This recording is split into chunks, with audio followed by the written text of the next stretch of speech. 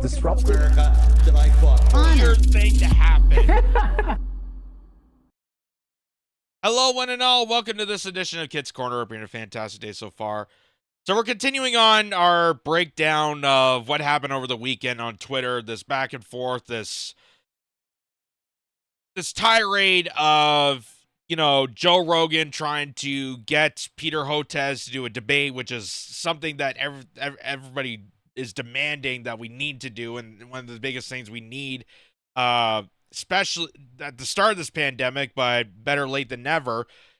And Peter Hotez, once again, just doubles down in the propaganda and his own lies, his own conspiracies, to expose him even further as a big pharmaceutical shill. He's a con artist and a complete buffoon of a joke to medical sciences and science as a whole. And he's not in it for medical reasons. He's not in it for helping people. He's not in it for the scientific community or the prosperous of promoting science. He is there because he is a con artist, an establishment ploy to feed us propaganda, to be a salesman for vaccines and the big pharmaceutical industry, to sell to the masses, to misinform, to misguide people, to fearmonger people, and he will not have any discussion that counteracts that.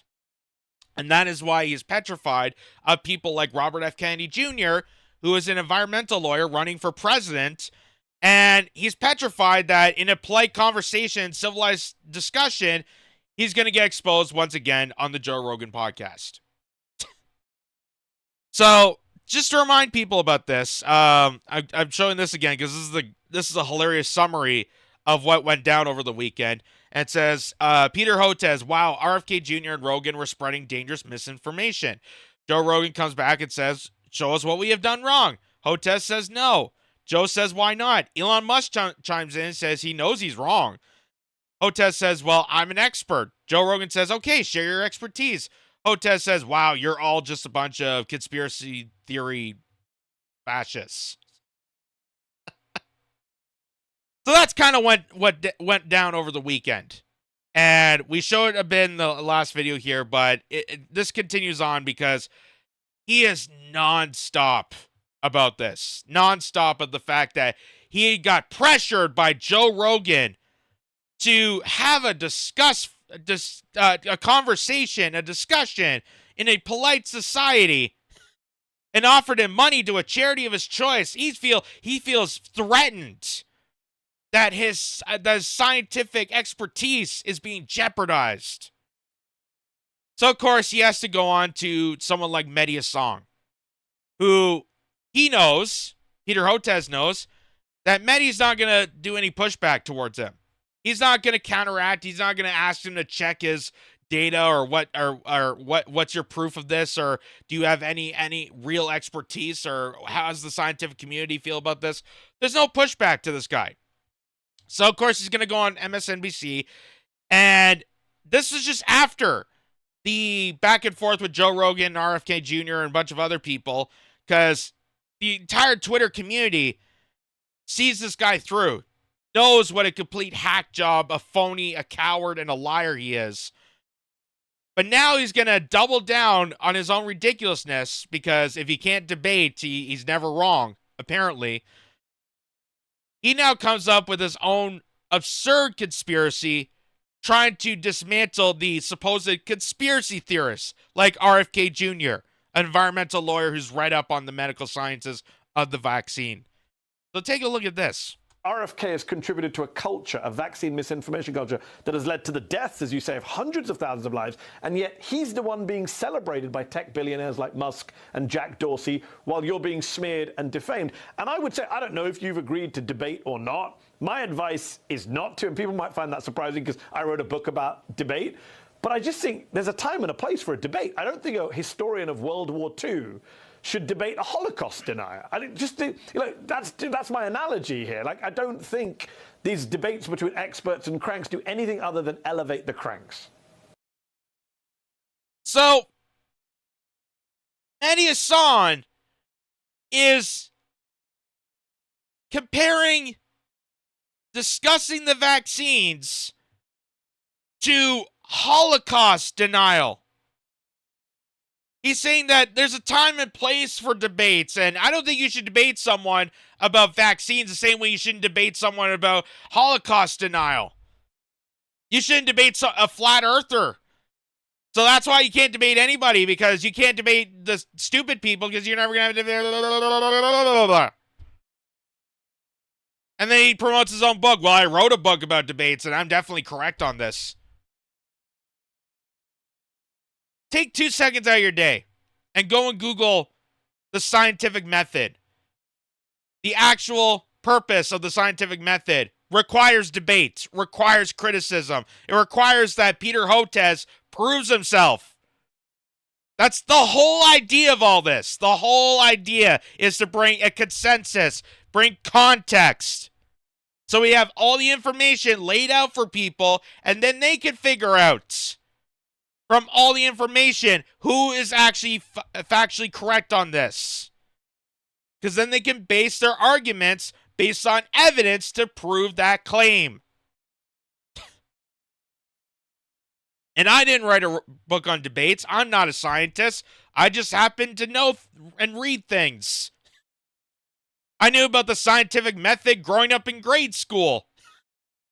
Because that's what we had to do with science experiments. You had to come up with a hypothesis, come up with a theory, then you had to test that theory, then people don't believe your theory, then you have to prove your theory correct by doing analysis, by doing data, and then you prove it to people.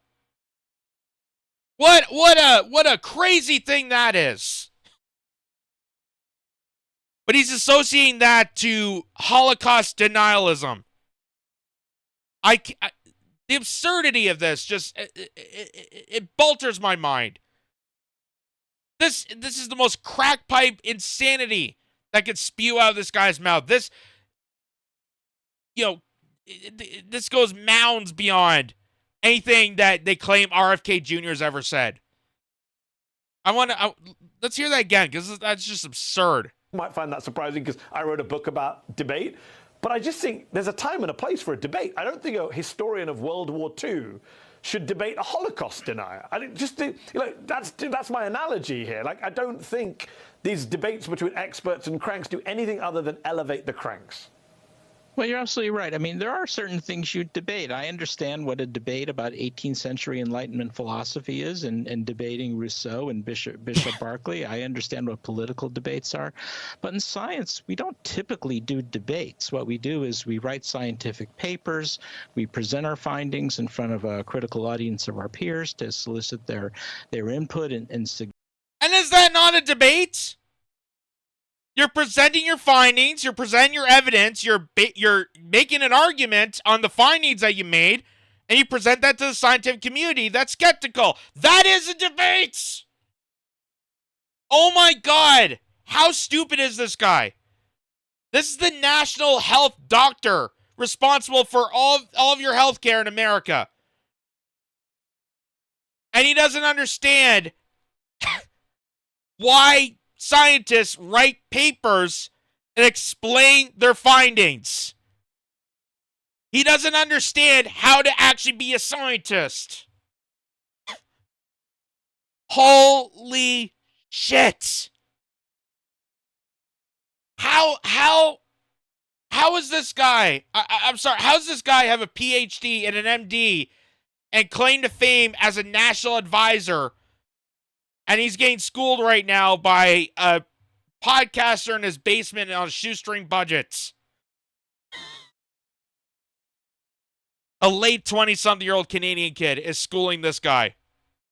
Because I've read things. I've looked at all the data. I've peeked behind the curtain. Which is apparently hate speech now. If you read things, you're apparently a hateful person. According to schmucks like him. Oh my God. At this point, there's not even a point to having a debate because everybody knows what a schmuck this guy is. People know already what an absurd psyop tool this guy is. And they know that the minute he steps into Joe Rogan's studio, he's done. He is absolutely done. He's already exposed himself once by his lack of, his poor diet, his lack of knowledge on vitamins and natural immunity. He even said once natural immunity, he didn't know what that was. He thought it was a conspiracy term. No, natural immunity is something that human beings have been doing since the dawning of infections and flus and coughs and colds. Everybody has natural immunity. That's what we've been doing for centuries. How the hell this guy got through med school or any whatever background, I don't even know how. Holy, man. And now he's on Mehdi Hasan's show saying that debates are not the right time and place to do things because it'd be like debating a Holocaust denial person or a flat earther or debating a cultish conspiracy Scientologist wackadoo. And you can't talk to them. You can't reason with them. So you just gotta, you can't have discussions. You know, I wrote a book about it.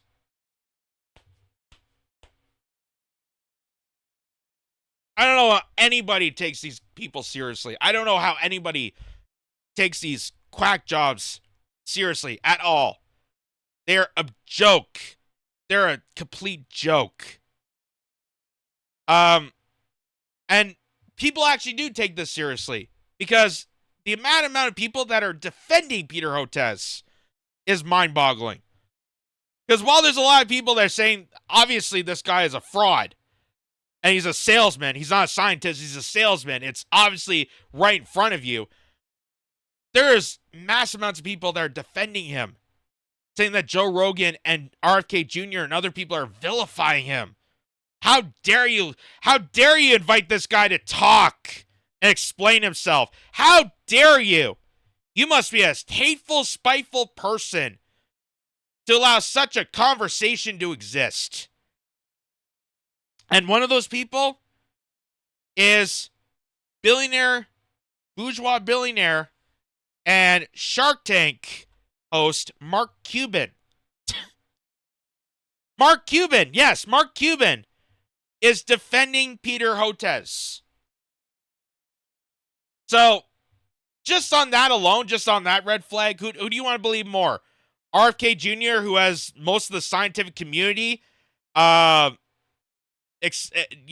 backing his claims with actual evidence that proves RFK correctly, or Peter Hotez that's backed by billionaires who don't know squat. Like Mark Cuban here.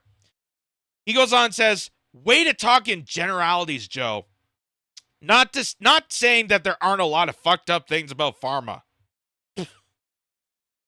That's why we created costplugsdrugs.com.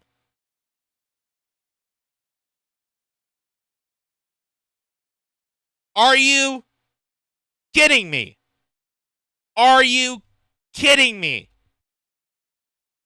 So Mark Cuban is attacking Joe Rogan. Again, not for scientific reasons, not to back any evidence or any new findings that proves Joe Rogan or RFK Jr. wrong, but he's attacking him so he can put his own shameless plug into a tweet. That's what a fucking asshole billionaire would do. He doesn't care about you or your health or anything except him and his money. So he's going to attack Joe Rogan to plug in his own pharmaceutical brand. That's the most disgusting thing. The most disgusting thing that would come out of a tweet like this.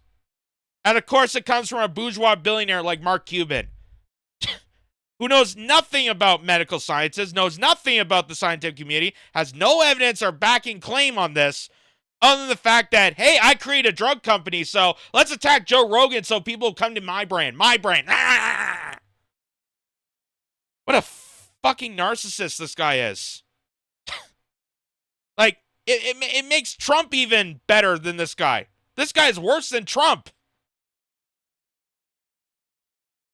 But to ignore that the same industry who has saved who knows how many lives is bullshit, and you know it. It's also disrespectful to all the doctors, researchers, and medical professionals that dedicate their lives to saving lives, like Dr. Hotez and the 800K plus doctors in the country that believes vaccine saves lives. First of all, there's a lot of things wrong with that. Number one, I have seen Peter Hotez on numerous amounts of cable news outlets doing interviews. When was the last time you saw Hotez in a hospital? When was the last time you saw Hotez being interviewed in a hospital where he was treating people? When was the last time he said he was in a hospital? God knows when. And also, he's talking about the doctors that are, benefiting and believe that vaccine saves lives. First of all, you don't believe vaccine saves lives. It's not a faith. It's not like praying to Jesus. You're not in a religion. Even though COVIDians like to believe they're in a religion, it's not a religion. Science is based on evidence and findings. You have to prove your findings. It's all about evolving your science through new data, through new analysis. You don't believe something on the top of your head. That is what religion's for. And what about all the doctors and nurses that disagreed with the vaccines and all got fired? They all got fired and laid off, causing one of the biggest healthcare disasters in this decade. They all got fired during a pandemic situation, and then they complained that the hospitals are overcrowding because they fired all the nurses and doctors that would not comply. How about that, Mark Cuban? Do you mention this in the tweet? God, no. No, because they'll probably go to costplusdrugs.com and you'll get the most capital out of it, you fucking asshole.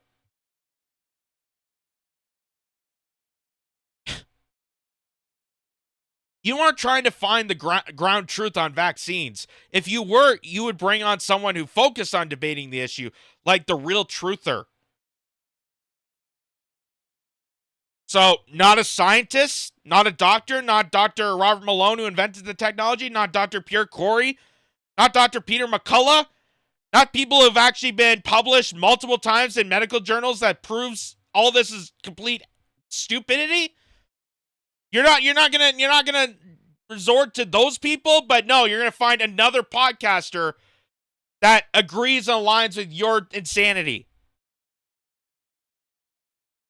Oh my God. Trying to okay, this gets even worse. Trying to bully Dr. Hotez is ridiculous. You have producers that will prepare you and you to get control of the conversation. Explain to me how inviting someone on and paying them money to a charity of their choice to have a friendly conversation is bullying. Explain to me that, Mark Cuban. Explain to me how that is bullying. To have two experts, even though I use the term loosely on Peter Hotez, two experts in the field of COVID having a conversation on one of the biggest audiences in the world. Explain to me how that's bullying people. You have producers that will prepare you and get you to control the conversation, as opposed to the rest of the mainstream media that does that constantly. There's a reason. Again, Mehdi Hassan, Chris Hayes, Rachel Maddow, Anderson Cooper, all those people will never push back because they have producers that are going to control the conversation. Joe Rogan is not going to control the conversation. He's going to be a mediator to allow to have a conversation, a proper discussion, and prove whose side is actually correct, which is what a debate is. That's what scientific method is. But Mark Cuban, not a scientist, just an asshole narcissist of a billionaire, is completely duping himself in this by tagging Joe Rogan to not only do a shameless plug, but to show that he does not have any expertise on how to actually properly do a scientific debate. or any debate whatsoever. Robert F. Kennedy Jr. also has staff ready to prepare him, and these topics are what he talks about in every speech.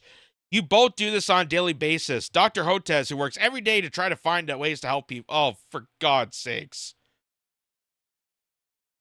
Again, it's not like he's being interviewed in the middle of a surgeon, middle of an ER room. He's doing media appearances constantly, every hour of every day.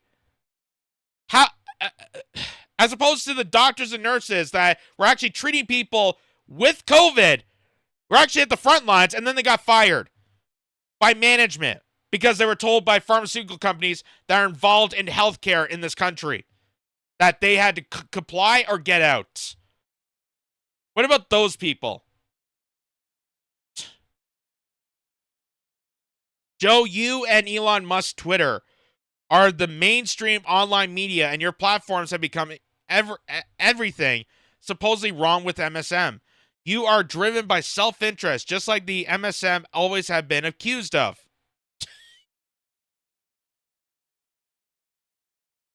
Oh, this is just getting worse. And you both have earned that right. You busted your asses to... Oh, my God. So now he's trying to cope this around and be like, oh, you guys are hard workers, but you're still assholes. You're still assholes, bullies that are trying to bring on a doctor to explain his findings. How dare you do something like that? Now go to my website, buy a bunch of drugs, and just comply with the big pharmaceuticals. I know there's a lot of fucked up things about it. That's why I created my own pharmacy. Roar. God. Is this the kind of speech that he gives to the Dallas Mavericks?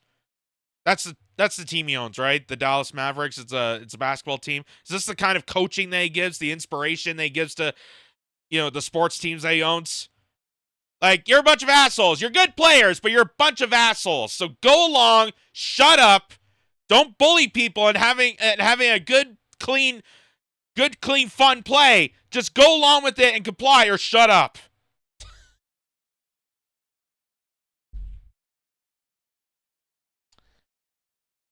So, that's Mark Cuban. That's Mark Cuban being a completely uninformed, enlightened, narcissistic asshole of a bourgeois billionaire.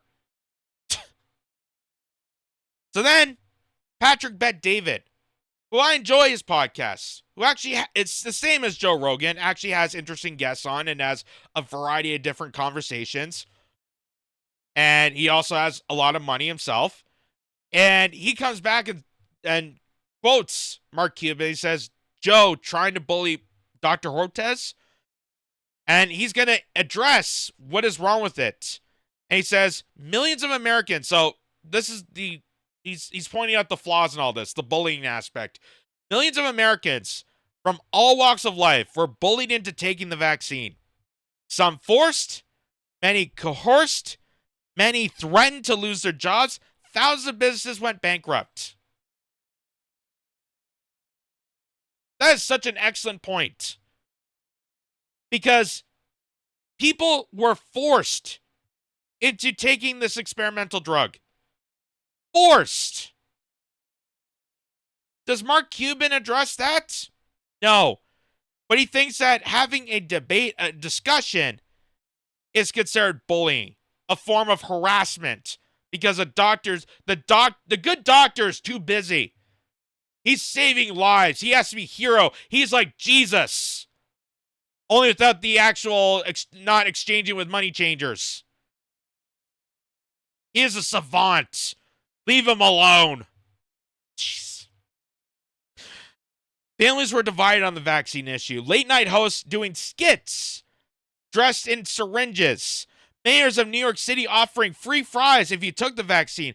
NIH director flip-flops on masks. Mainstream media calls those who question the vaccine conspiracy theorists. And you're calling Joe Rogan a bully. I like Mark Cuban to prove this guy wrong because there's nothing wrong with this. He's absolutely 100% correct that the general pharmaceutical lobby group consensus, the establishment narrative, was bullying people and fear-mongering and desecrating to the point where, famous, minds like Noam Chomsky, who I would at one point admire, is now promoting segregation of people who chose not to comply with an experimental vaccine. We need to segregate these people. We should just send them off to the wilderness, not allow them in accepted society. They have to fend for themselves. Australia had concentration camps for the unvaccinated. Tell me that is not bullying. And then he also says, capitalism. What makes capitalism work? Freedom to buy, freedom to sell, freedom to try, and freedom to fail. Key word is freedom. You told me 10 years ago that your favorite book was Atlas Shrugged. I gifted you a first edition of the book 8 years ago, a story of a dystopian United States in which private businesses suffer under increasingly burdensome laws and regulations. All of these people who knows what happened the last 3 years, it's you. We all know that you got destroyed in that book. The small business owner, the man, woman who risked it all for a dream. These men and women who are heroes to society were bullied, mocked, silenced, and disrespected during the pandemic. How many laws and regulations during COVID? How many small business owners lost everything? How you have the stats? You know the numbers? You know you're against this? I sometimes wonder that what you fear, that you are preventing you from using your logic, experience, and common sense to share that POV, to share that point of view with your followers.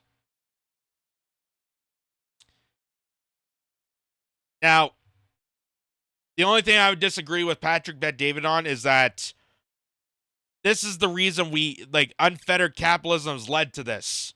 It's led to the oligarchy. It's led to this dystopian. Because we allowed the corporate estate to bubble up so big that they've taken over all the laws and restrictions and regulations. And now the government, coincide with the corporations, is promoting this fascism because of unruly capitalism. Because there is no laws that breaks up monopolies. There is no laws that separates corporate establishment from the political establishment. There's no antitrust laws. There's nothing that breaks them apart. The intelligence community is bought by corporations. It's all just a dystopian nightmare because we let this game, this monopoly expand itself so bigly that it took over the safety net of the government. And that's why the government is so corrupted that it is now. That's why corporations have huge hands when it comes to making their own laws that protects themselves and screws over the customers and the people. And why it's just an absolute nightmare and out-of-touch dystopia of the elites versus the rest of us. And Mark Cuban would know that if he bothered to actually read that book, which I bet you he didn't. And then he says, debate. I've watched you closely over the years. You're great at debating. So great that you would argue both sides of any issue. I think you ought to make a run for the 2024 presidential election. Okay, you have some very good points. I digress. You say, let's not disrespect all the medical professionals that dedicate their lives to saving lives, like Dr. Peter Hotez and the people that believe in vaccines, yada, yada, yada. One of the benefits of living in the United States is its healthcare system. Again, there's things I disagree with in this tweet, but he does make good points. My dad was supposed to be dead 37 years ago after having a massive heart attack. He wasn't supposed to live past 65. We just celebrated his 81st birthday thanks to great doctors who take care of him. But just like cops, we know that 99% of them do the right thing, but the 1% who don't should we not hold them accountable. All Joe is asking for is a debate. If Dr. Hotez is right, then what does he have to lose? Is he good? Is he too good for it? You sure he didn't fear debating anybody? Why protect Dr. Hotez instead of letting him in the ring? Debating is the American way. It gets us closer to the truth. So that's the things that Patrick Bet-David is exposing Mark Cuban of what a fraudster what a complete, out of touch, enlightened, unintelligent person that Mark Cuban is. That clearly the only reason he's doing this is because Joe Rogan has bigger influence than Peter Hotez, has way bigger influence than Mark Cuban. So he's going to team up with this phony hack doctor, the salesperson, and try to attack a podcaster for offering debate because he is part and aligned with the pharmaceutical industry to the point that he created his own pharmaceutical brand.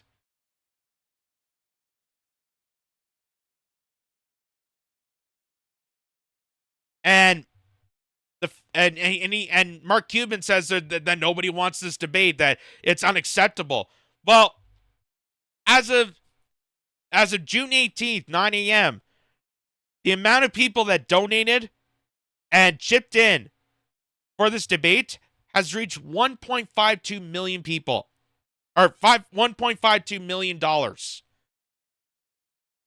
The amount of people that chipped in for this debate. And here's the list of people that have all contributed it.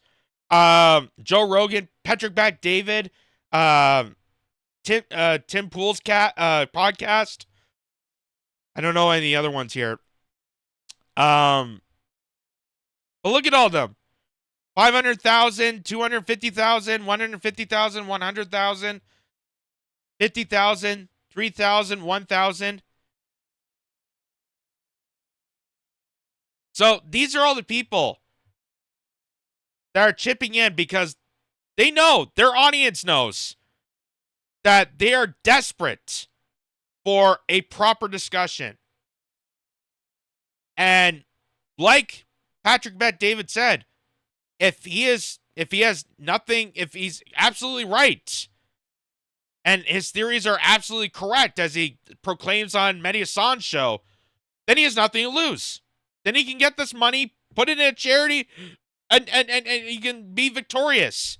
He can finally take down RFK Jr. if he wanted to, but he's not going to because he knows he's going to lose. He knows that he's going to expose himself even further to being the shill that he is. And Peter Hotez thinks that he's the victim in this. He's the victim of this counterculture that's completely dismantling him, and he can't feel safe anymore. I just want to show you this, that Robert F. Kennedy Jr.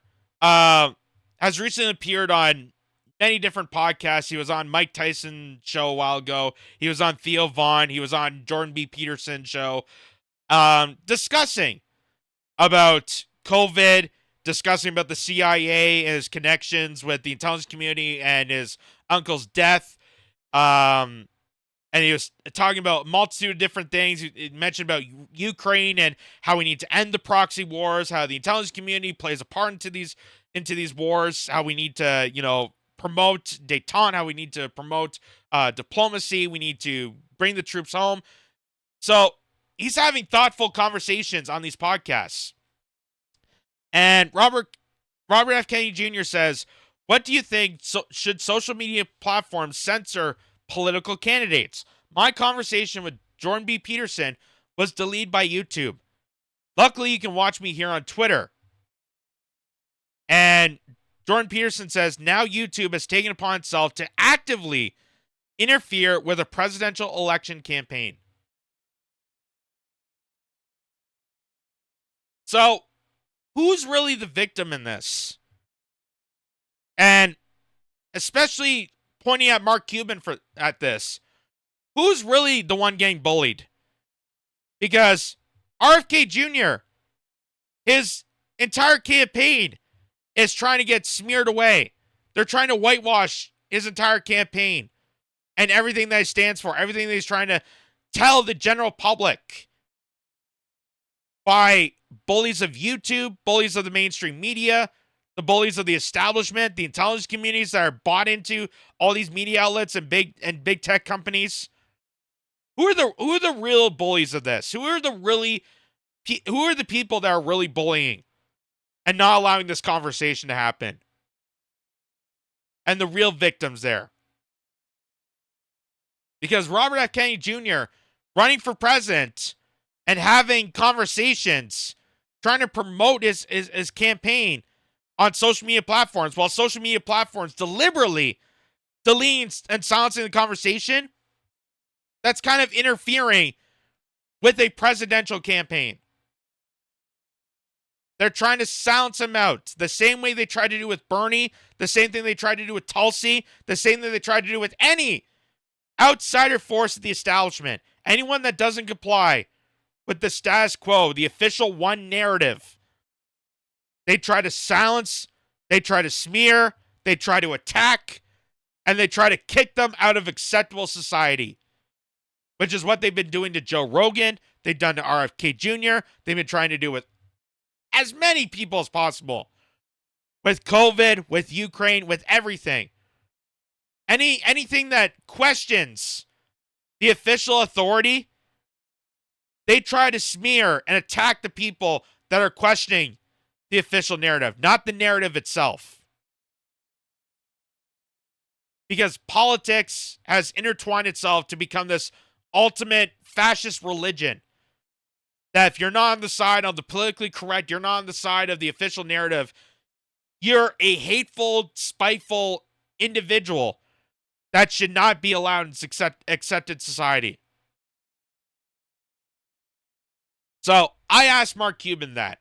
I asked Dr. Hotez that. Who is really the victim in this? Because RFK Jr.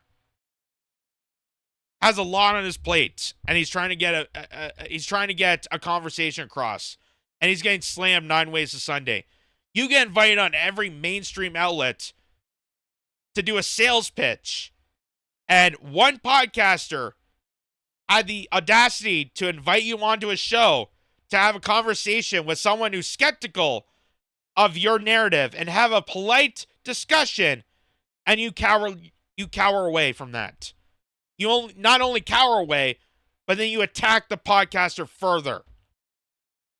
Who is the real victim and who is the real bully? That's what you need to figure out.